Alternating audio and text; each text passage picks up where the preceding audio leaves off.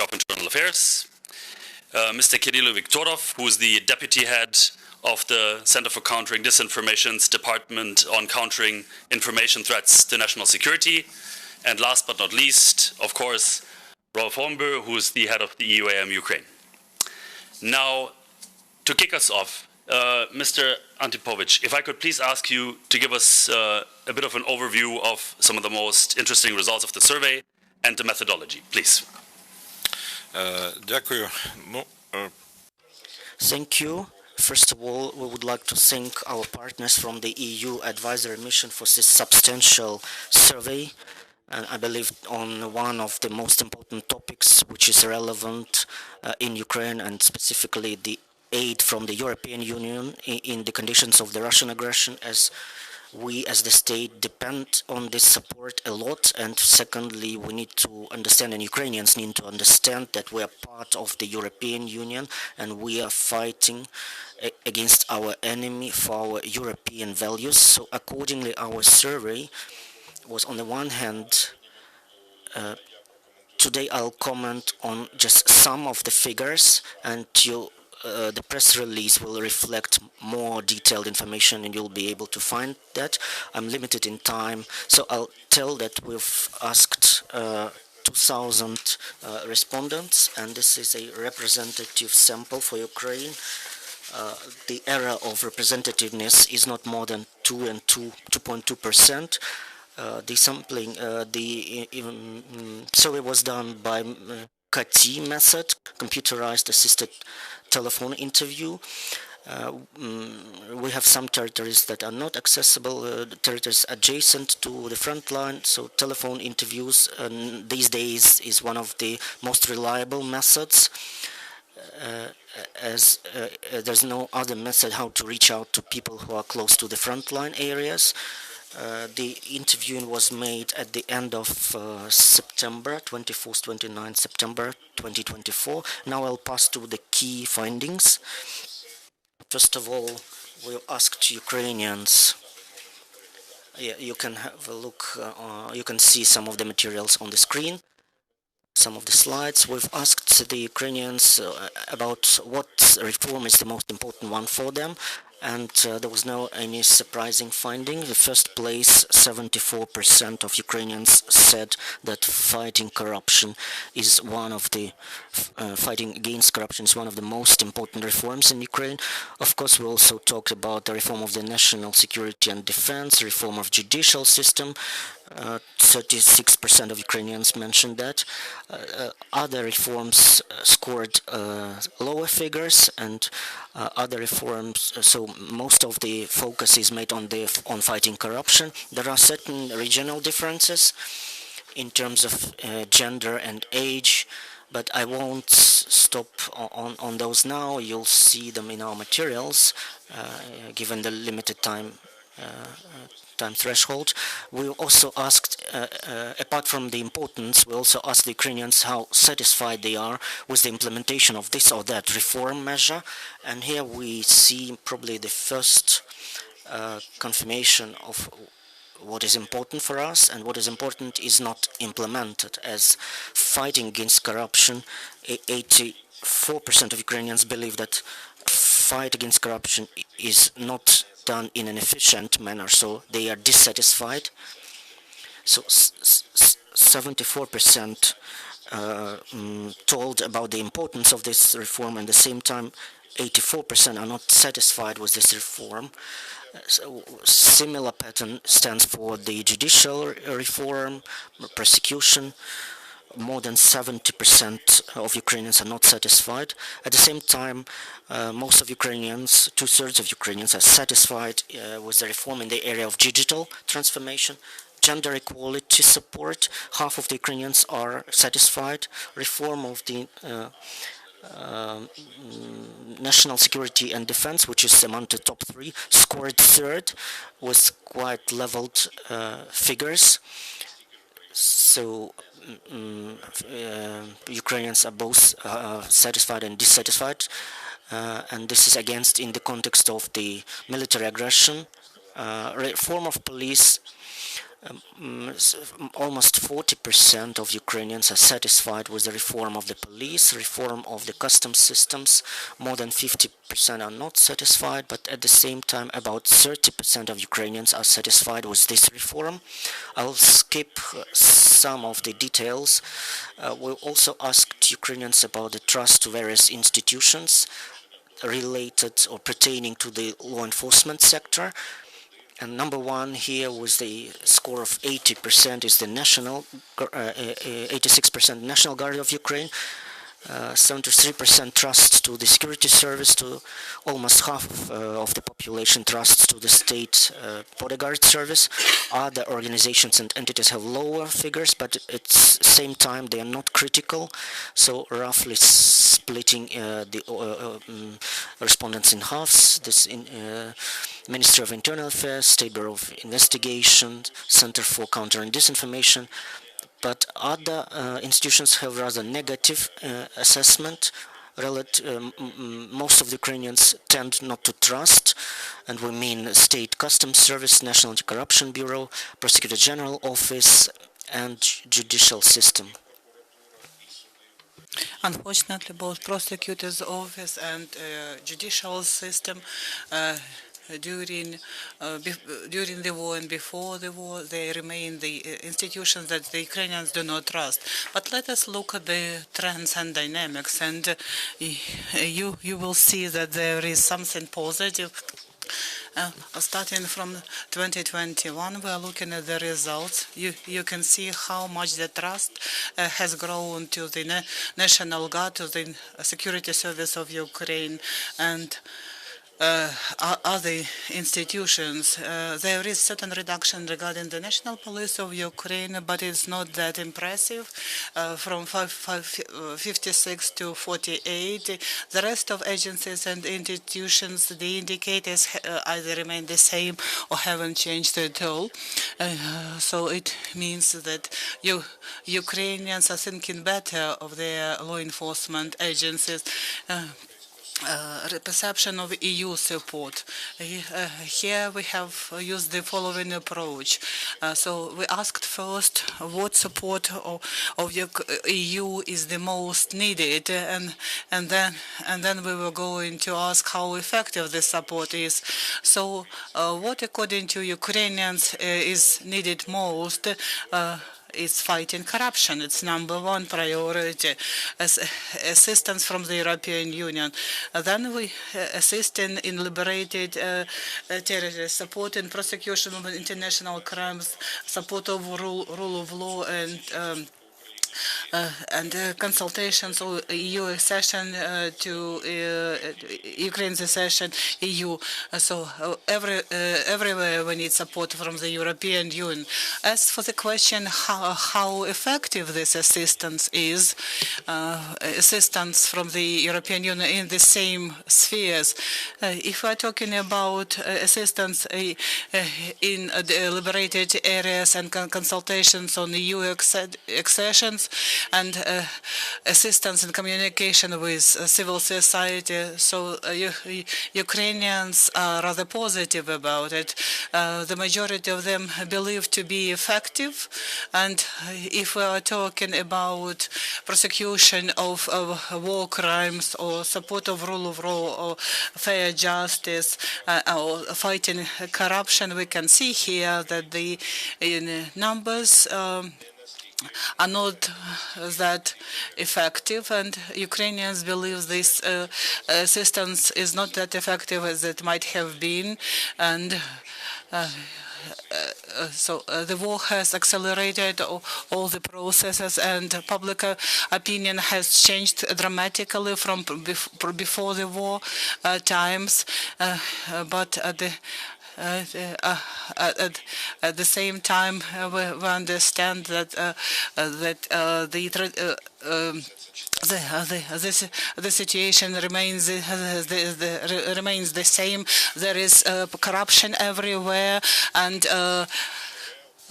now and in Ukrainians are getting this information from different sources. And now I'm moving to the next chapter in my presentation, which sources Ukrainians use to get information. Where do they get reliable and verified information? So almost 50%, or 48 to be exact, Ukrainians said that such source are Telegram channels, also YouTube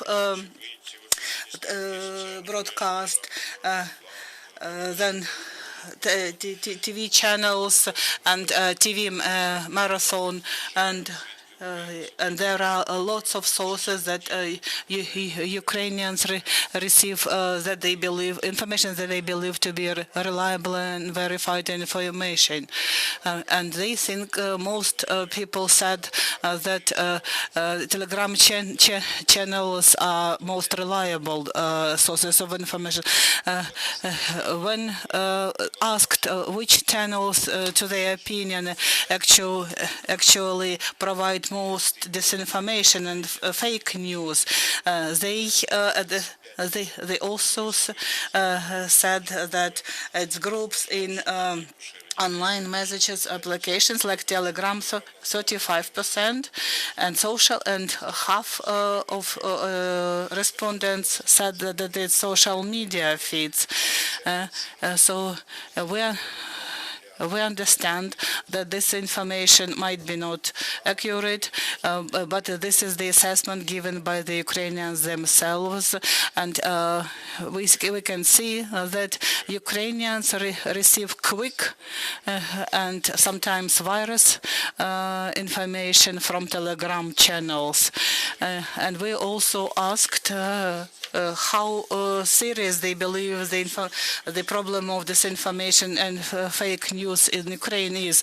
Almost 19% said that they believe it to be rather serious or most serious, and at the same time, almost half of Ukrainians are using Telegram channels where the disinformation and fake news are most spread. And this is the end of my presentation.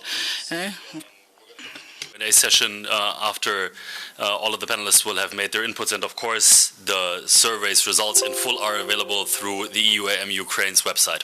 Now we're going to go through some of the points that you mentioned to be most relevant. One of them, of course, being the trust of the public in Ukrainian law enforcement institutions, particularly the National Guard, which leads the ranking, then followed by security services, but also the State Bodyguard Service. So that means 2 out of the 5 agencies of the Ministry of Internal Affairs are actually leading in the ranking. I think that's good news.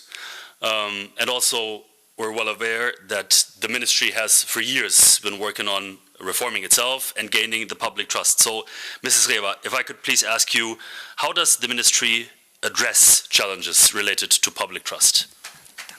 Дуже дякую, вітаю всіх присутніх. Thank you very much. I welcome all the participants. First of all, I would like to thank our partners from the EU Advisory Mission. I would like to thank Sociological Group Rating for this survey, because I believe that it is really important to have such surveys, opinion polls, and take into consideration their results for planning, for implementation of strategic communications in the framework of the Ministry of Internal Affairs of Ukraine, because we do realize that the results of the level of trust from citizens to our agencies and structures is one of the indicators of how successful or not successful communication units are. Indeed, 2 units, the 2 agencies, the National Guard and State Bodyguard Service, are the ones who are coordinated by the Minister of Internal Affairs of Ukraine, and they received the highest scores in terms of citizens' trusts, and it's I'm pleased to point this out, and a major role in that was played is because they were directly involved in repelling the armed aggression, and our military men from the National Guard, from the National Police, are involved on a daily basis in combat action, defending Ukraine's territory and citizens. At the same time, I would like to comment on the results on the national police and the Ministry of Internal Affairs, to be honest, not often they separately distinguish the ministry as a separate entity in sociological surveys. So these results are very useful for us.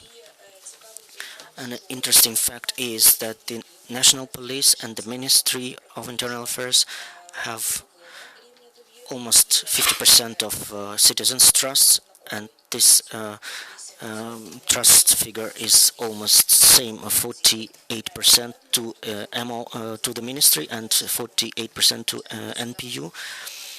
So after the implementation of certain reforms in the national police and establishment of the national police, we haven't yet passed that stage when the public fully realizes and fully distinguishes the ministry and the national police, and at times people consider them as equal or closely tied entities, I mean the ministry and the NPU. This is why these survey figures are indeed very interesting, and we do realize where to put more focus and more effort, and where more communication with the population is needed, and more clarification and awareness raising that the ministry is not equal to the national police, and the ministry has different functions, but we are of course operating in one area on ensuring security of our citizens. At the same time, we saw that the police reform and the need for the police reform scored 11% of support, fourth in the rating, among other reforms that the public demands. A lot has been done over this time period while we are implementing the police reform. And we know that still more is to be done, and of course in the conditions of the ongoing war, these all processes not progress as fast as we would wish them to, but still certain decisions are made, and the work along this strand continues, involving our international partners. Digital transformation is the area that is where Ukrainian respondents are most satisfied, and I'm pleased to point this out because the Ministry of Internal Affairs is actively involved in this process jointly with the Ministry of Digital Transformation. We have many digitalized services that we offer to our citizens, and it's not about accessibility but also about reducing corruption in delivering certain services.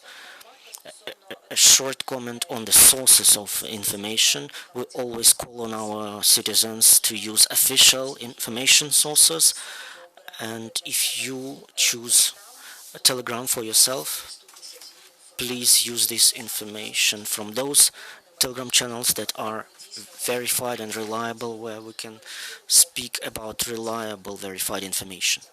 Thank you. Also found it interesting to see that both the ministry and the national police scored exactly the same numbers when it comes to trust, and you've already now pointed out the importance of using Telegram channels that are verified if the Ukrainian public wants to inform itself about the work of the ministry and its agencies. And actually, just recently, in the elections and the referendum in Moldova, and then subsequently last weekend, the elections in Georgia, we could see the destructive force of disinformation and FIMI. Now, Mr. Viktorov, if I could ask you, please to comment on how you perceive that paradox also that Mr. Antypovych pointed out, where Telegram is the most used source of information, but also the one where the Ukrainian audience would suspect to encounter FIMI most frequently. Доброго дня, шановні колеги, доброго дня, шановні присутні. В першу чергу я, звісно, хочу подякувати консультативній місії Європейського Союзу, голові місії за цьому. Dear colleagues, dear partners, thank you very much for inviting us here. And also I would like to thank EUAM and also head of EUAM, and also rating group and head of the rating group, because me as a representative of state institution is absolutely necessary for us to understand this information. And the results of this survey are very obvious, and Telegram has been leading among Ukrainians for quite some time. And this situation has two sides. Ukrainians are used to getting quick news, and we have a full-scale war, and Ukrainians do need to receive information, updated information on what's going on at the front line and also in the country. At the same time, Telegram channels are the main source of this information. We in the center work with all messaging platforms, Meta, Telegram, Instagram, and we are trying to reduce or eliminate hostile intrusion by the Russian Federation. As for the Telegram, you probably know that Ukraine hasn't set yet relations with Office of Telegram, and we in the Center of Countering Disinformation, we suggest that we look at Telegram as a tool, as an opportunity to actually fill in our information space with the information that is useful for us. So it means spread information about reforms going on in the country and carry out awareness campaigns. Sometimes it happens that trust to certain agencies or mistrust to certain agencies in Ukraine happens because of a lack of information. That's why we need to provide this information campaign and also explain to people so that we reduce the space for manipulation. We found out that Ukrainians are very resistant to open fakes that originate from the Russian Federation, but they are very sensitive to manipulations. And we are going to use Telegram to fill in our information space with reliable, truthful, and accurate information. So, for example, if somebody is interested in law enforcement sector, they could go to Telegram and check and find information which is reliable and accurate about certain reforms. And it can also be used for engaging civil society and for criticism, sound criticism, and if a person is given constructive criticism, if he or she sees certain issues or problems, he or she can leave his recommendations or requests or advice in social networks. Social networks and social media are really important for any country. We cannot avoid this. So we need to work with this social media and fill in information space with useful information. Also listen to what our citizens have to say and take into account what they have to say. So to accelerate the reforms and also our European Atlantic integration. Thank you very much, Mr. Viktorov. The one thing that I frequently wonder about is the role of public broadcasting in Ukraine, and especially on the regional level. Maybe we can come to that point further on in the discussion. But now, after we've heard about the results of the survey, the work of the Ministry of Internal Affairs in that regard, and the threats posed by disinformation, Rolf, if I could please ask you to give some examples on two of the areas that Mr. Antypovych pointed out as most relevant in the perception of the Ukrainian public when it comes to the support by the European Union to Ukrainian institutions, those being the investigation and prosecution of international crimes, read war crimes, and also liberated and adjacent territories. Yes, thank you very much. First of all, I would also like to say that it's important for us to have these surveys and to share them with you, because these surveys is an opportunity to find out what the thinking is among the population in Ukraine. And there are some challenges that Ukraine is facing right now, and some of them highlighted for our work in international crimes and the liberated territories, where we work very closely with the agencies of the Ministry of Internal Affairs, is of course important. There's more than 140,000 registered possible international crime cases in Ukraine right now. It's a huge amount. Compared to other war situations, the process of accountability for this has started already during the war. Normally it first happens after the war. So this is really a first in that sense that we are building up a whole system of accountability for international crimes already now. The problem is that it's very hard to do. Many of the crimes are committed in areas that are not accessible to investigators and prosecutors, those areas that are still occupied. And it also happens sometimes under great stress and duress and danger to actually go there and investigate the crimes. The Office of the Prosecutor General is doing a tremendous work together with the investigators from the Security Service of Ukraine and the National Police of Ukraine that are the main actors in it under these very difficult circumstances and with a huge amount of international crimes that are being committed. EUAM is supporting their efforts as best as we can. We do that in direct support of their capacity and capabilities to investigate and to build the prosecutions of these cases.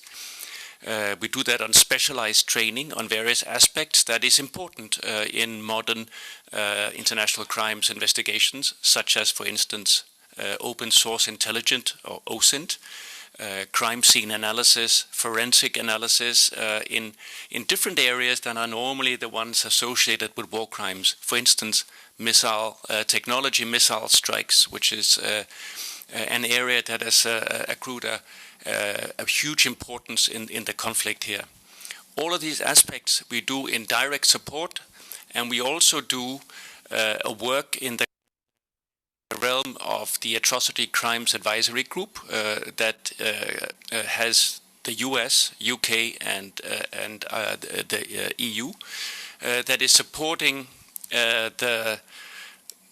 also actually the actual case building on some of the more important cases, what we normally call case review, simply to help go through the cases, build up the basis of evidence in a way and to a quality that is accessible or acceptable to a court of law, whether that be in Ukraine or whether that be in some international tribunal that has yet to be set up. The international crimes work, I think, is hugely important, but also the work actually of the agencies of the Ministry of Internal Affairs in the liberated areas is important. Once the military moves on, the National Police is normally the first agency to take over control of an area. They face challenges that they have not met in their normal line of work. Public order police officer coming from Lviv, for instance, will not have had to deal with mine threats or booby traps or critical wounds from being wounded from stepping on a mine. They need special training, they need special capabilities to be able to carry out those tasks. So we are working very closely with the Ministry of Internal Affairs in building a stability policing concept that is actually in the ministry now for final appreciation. Also a stability policing command capability, because this is important to be able to carry out stability policing operations, and then a sustainable pre-deployment training capability here in Ukraine for the 40,000 police and National Guard officers that have been singled out for duty in the liberated areas. It is a hugely difficult task for them to carry it out. We have been working with them in some pilot areas, Izium in the east and Snehorivka in the Mykolaiv area, trying to find out the challenges and how they deal with the challenges so that we can support better our partners in the civilian security agencies in this huge task. But just to revert briefly on another point, I think that also came out, the fight against corruption, which is of course a hugely important fight. because it has a lot to do with the ability of this country to accede to the European Union as well. And in that sense, there is a new reform strategy that was passed by President Zelensky in May of last year, called the Overarching Strategic Plan for the Reform of the Entire Law Enforcement Sector, a very easy title, OAS for short, and its action plan that was actually passed by the Cabinet of Ministers in August of this year. And this basis, the OAS and its action plan, is the basis for a reform process that will go through the entire civilian security sector, including all of the agencies under the Ministry of Internal Affairs. And it's taken on a new dimension with the accession process. It's part of the accession process.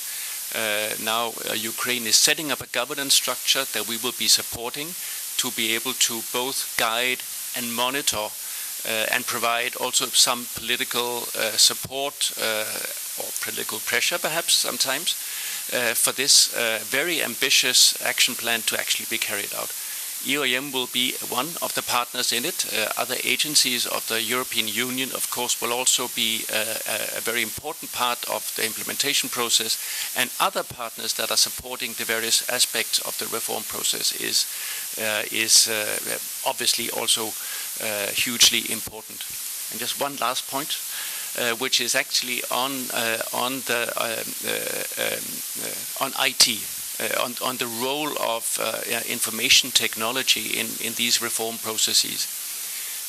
Seen from our side, it's hugely important because it allows agencies to work more jointly, to be able to pass information and cases and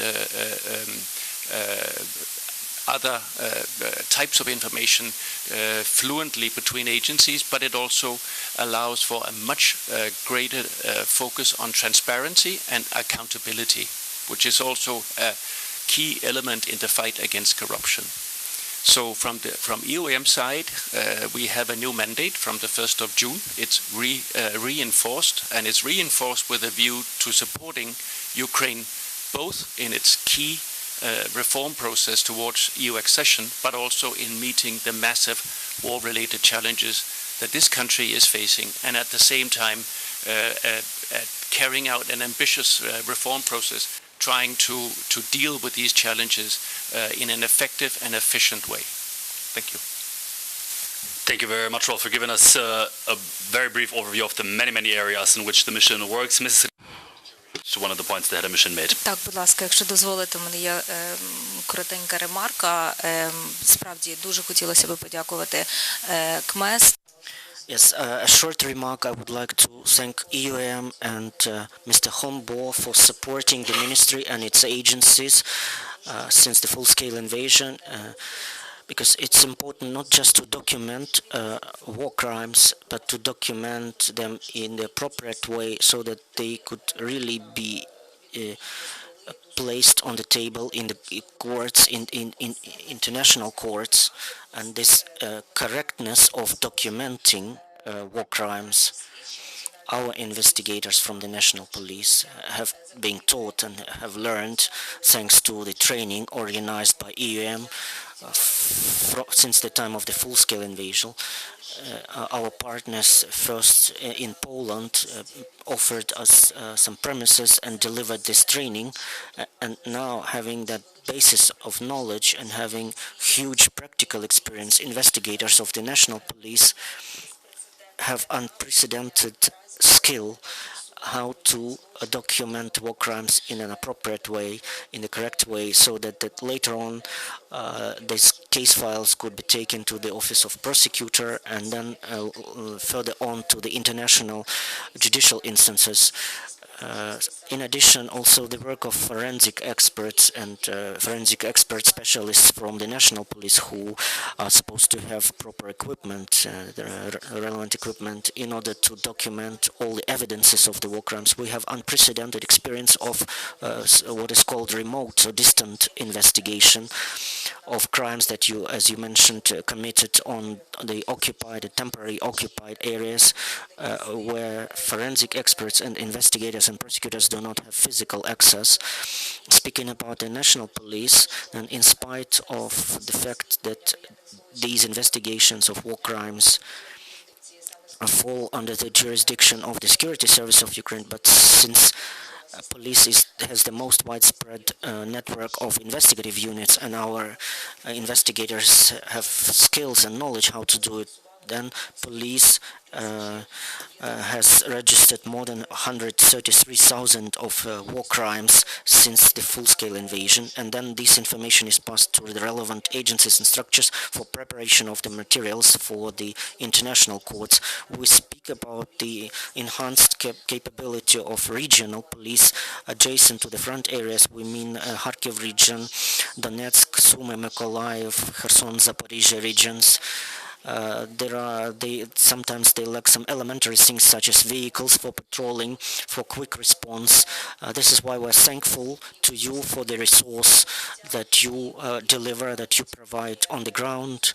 And when there are certain misunderstandings and there are some comments from some individuals that the next batch of cars or vehicles has been given to the national police. Why is that? Why do you hand them over this number of vehicles? We need to understand that it's literally consumable material in the front line areas, because our police groups are exposed to artillery shelling, to threat from explosions, from mines, and the equipment suffers as well as people, and they sometimes lack resources for fulfilling of their duties. This is why this support that we receive from our international partners and from the EU advisory mission indeed enhances our capability and helps us ensure the necessary level of security in those territories that are adjacent to the front line. Thank you. Thank you very much, Mrs. Reva. Now, I would like to open the floor for the numerous questions and comments which I'm sure many of you in the audience have for our distinguished panelists. While our colleagues from Ukrinform get the microphones ready, if I could please ask those who would like to ask a question or make a comment to briefly introduce themselves. Going once, going twice. I kind of sort of had a feeling. Yes, so whilst you're still sorting your questions, Mrs. Reva, while I have you, if I could please ask you to give a couple of examples actually on the communications-related work that the ministry does to increase the trust of citizens, both in the ministry itself and the agencies. Дякую. Thank you. It goes without saying that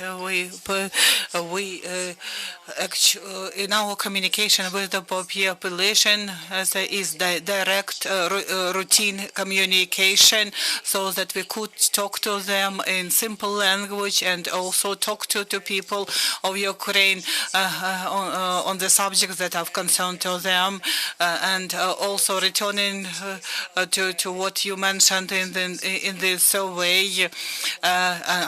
So based on the results of this survey, we can also rely on them on what we should tell people and what channels we should use.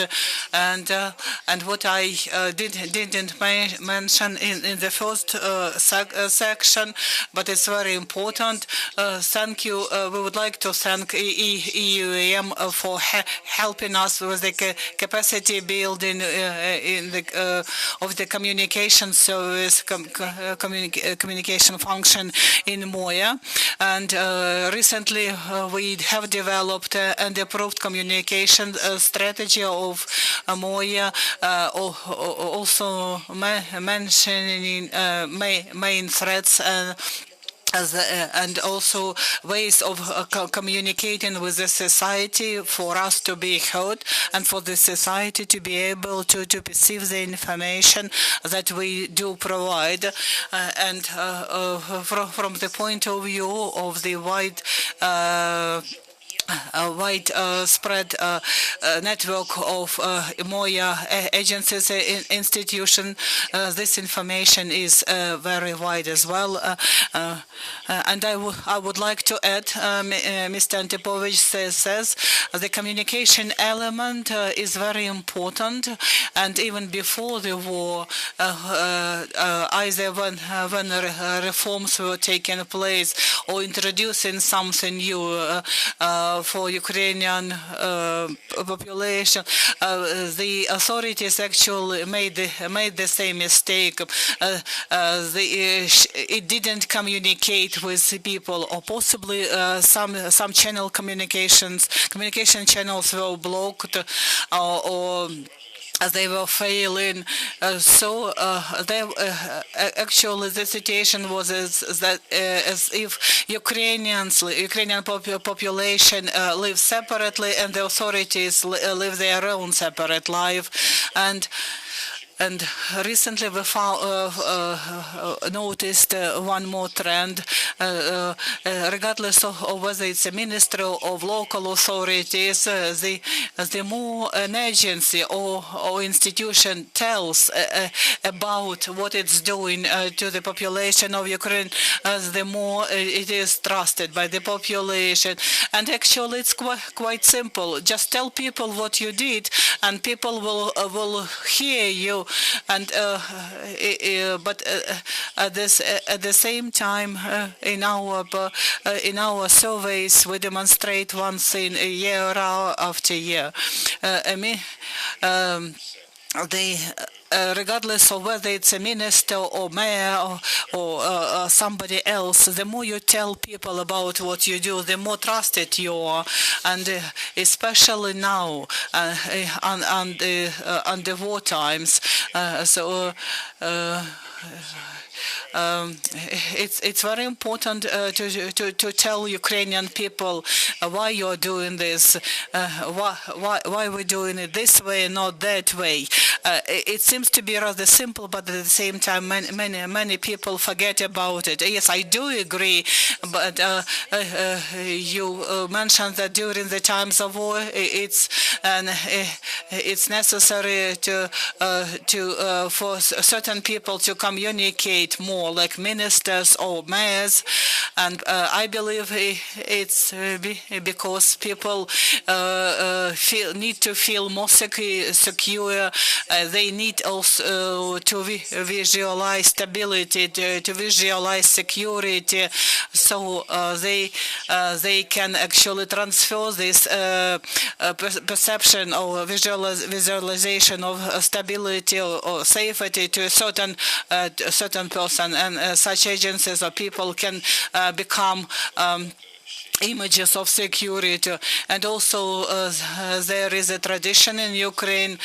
Ukrainian citizens always relied on a certain person, like leader or director or commander, so somebody who takes on the responsibility on himself or herself. And in war times, in the times of war, it's even this feeling is even more acute.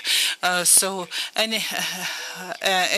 it's not only some text that you can find somewhere.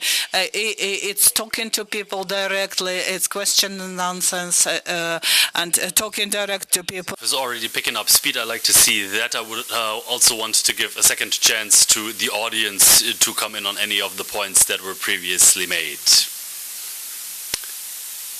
Going once, going twice, going 3 times again. Mr. Viktorov, if I could please ask you just on one point here. So Oleksiy mentioned that essentially the more the institutions communicate and the better they explain their work, the higher likely the trust is going to be. So that's one of the takeaways here. Now, since Ukraine and yourself with your colleagues on a daily basis are in the front lines of the information warfare, what are maybe some of the other takeaways that you would share with colleagues in, say, the aforementioned countries, Moldova and Georgia, but also in countries of the European Union when it comes to building defensive capabilities? Дуже дякую за запитання. В першу чергу я хочу погодитись зі своїми колегами. Thank you very much for the question. Та чи інша державна інституція щось робить, проводить реформи. So when one or another authority is doing something, then they should explain to people how it's going to influence the people. I do agree with what my colleague said. We need to understand that it will help communicate with our Ukrainian audience and also reduce the space for manipulation. And what I would like to say is that we need to raise media awareness and media literacy. So everybody needs to understand how the state works, how internet works, how media works, and social media work. And it will help the state to be protected by FIMI, because we do understand that when active combat stops, active hostilities stop, information war will continue. It might be either Russian Federation or some other foreign actor. They will try to influence internal processes in Ukraine so communication, media literacy, talking to their audience are very important for all Ukrainian authorities. As for takeaways for Georgia and Moldova, yes, I do agree with my colleagues again. It's communication. The state should learn how to communicate with its population, and population should in its turn learn how to become engaged in state processes, and civil society is really strong. So the people should learn how to work with such processes and how to give constructive criticism, because everything that the state does is actually aimed at the person, its citizens. And people need to understand that it's them who will actually help the state to find the right direction and adhere to this right direction. So the situation in Georgia and Moldova in the information field is complicated. We see clearly, for example, here in Ukraine, we clearly understand our enemy, it's the Russian Federation, and in Moldova and in Georgia, people need to understand what they really want to do. Do they want to be independent or dependent? Round of questions or comments from the audience. Yes, finally. Thank you very much for helping me out.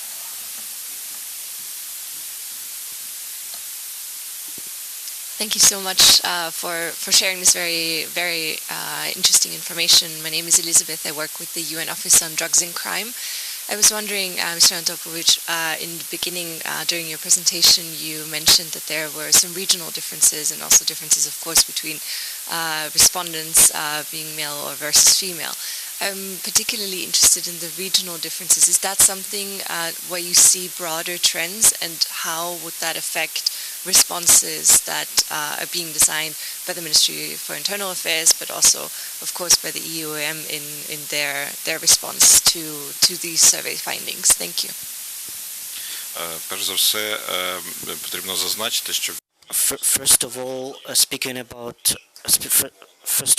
about the regional differences or gender or age differences have been reduced almost to zero in the context of the ongoing war. Previously, we had this distinguishing or distribution between the East and the West, and now it's not the case. But at the same time, we have new different criteria of division in the public opinion of Ukrainians, depending on the question, on the topics, on the themes. If we speak about the justice in the context of the war, or establishment of justice, criminal investigations of war crimes, all this is extremely important for frontline areas and adjacent territories, especially territories that have been deoccupied. People have lived through all those experiences or pertain to these topics or connected closely with those topics of war crimes. And this is why this is more relevant for those people rather than to people in Lviv or in west of Ukraine to receive this information from media or other sources. So there are differences between the topics. We have the difference between the youth and the older population in terms of the vision on the future, in terms of assessment of ongoing processes in the country. We do see these differences comparing between the younger and the older population. Speaking about the gender differences, we don't the attitudes to reform or European aspirations or justice, we don't see differences in terms of gender, but as I said, we see certain differences in regional aspects in respect to certain topics, and age differences, as younger people who felt in the pre-war period very comfortable and secure and safe and free in Ukraine, rested a lot, had a lot of time, and, but in the conditions of the war and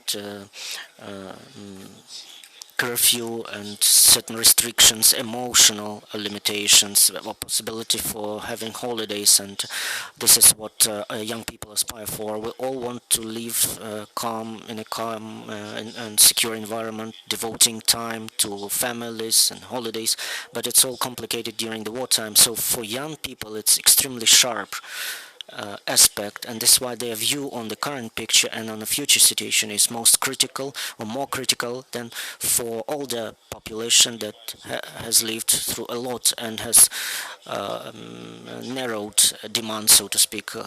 The older we become, the less needs we have, the fewer needs we have. So speaking about this survey, I wouldn't point out some specific differences on the regional scale, but there are certain questions about the corruption and aid from the European Union, and there are certain differences between social demographic categories.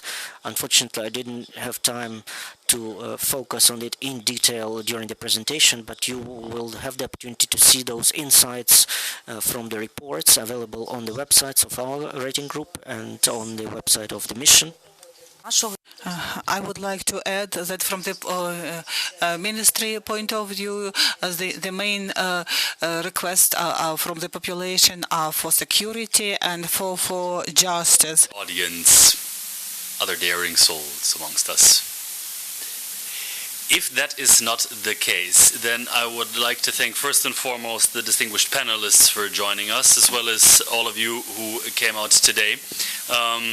I remind everyone that the results of the survey in full are available on the mission's website as well as on the website of Rating Group.